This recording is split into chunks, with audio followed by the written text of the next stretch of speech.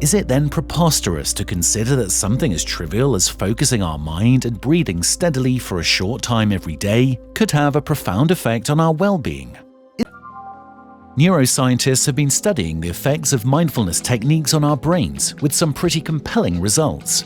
Sarah Lazar, a neuroscientist at Harvard Medical School, uses the MRI technology to look at very fine, detailed brain structures and see what's happening to the brain while a person is performing a certain task, including yoga and meditation. When, after attending several classes, she indeed felt calmer, happier, and more compassionate, she decided to refocus her research on the changes in the brain's physical structure as a result of meditation practice. Can meditation genuinely change brain structure?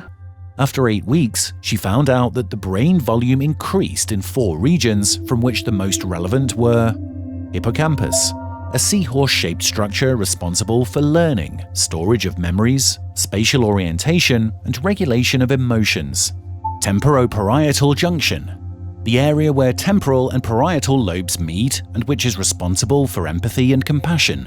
On the other hand, the one area whose brain volume decreased was the amygdala, an almond-shaped structure responsible for triggering the flight or fight response as a reaction to a threat, whether real or only perceived.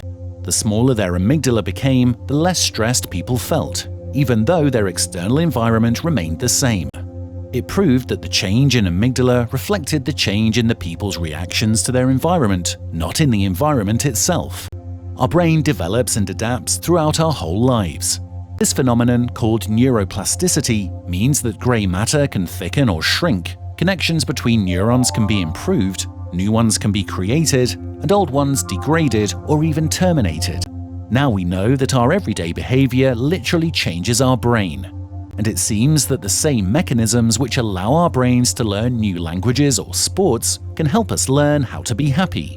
If we embrace the idea that our well-being is a skill that can be cultivated, then it's obvious that meditation is simply a form of exercise tailored for our brain.